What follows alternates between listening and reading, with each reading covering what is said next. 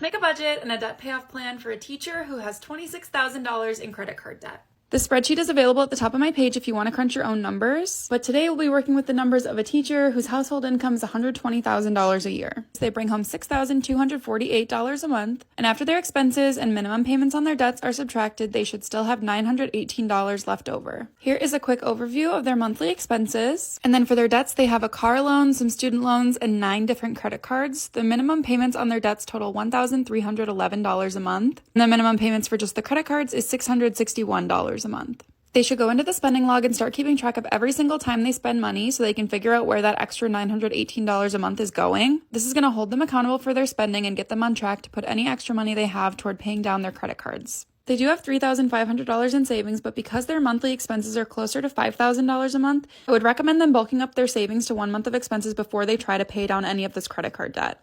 Bulking up that emergency fund will keep them from having to put any spending on a credit card while they're paying down their credit card debt. Here is an overview of their debt calculator. If they just made the minimum payments on all of their credit cards, it would take until January of 2031 to have these paid off. So this is why it's so important to put extra money on top of the minimum payments towards your credit cards, because when you have high interest debt like this, a lot of the monthly payment is taken up by interest. I just did the math, and of the $661 in minimum payments that they're paying toward their credit cards, $544 of those dollars is going directly toward interest. So they're only reducing the principal balance of their credit card debt by about $100 a month. So that's why it's going to take so long to pay these off. If they were able to take that $900 a month and put it toward their credit card debt on top of the minimums, they could have everything paid off in 21 months. This is the order I would have them pay their debts off in. This is just the debt snowball method, which is where you line up your debts from smallest balance to largest balance, pay them off in that order, and then as one is paid off, you take the minimum payment and apply it to the next. Now, $900 a month on top of the minimums, that is a lot,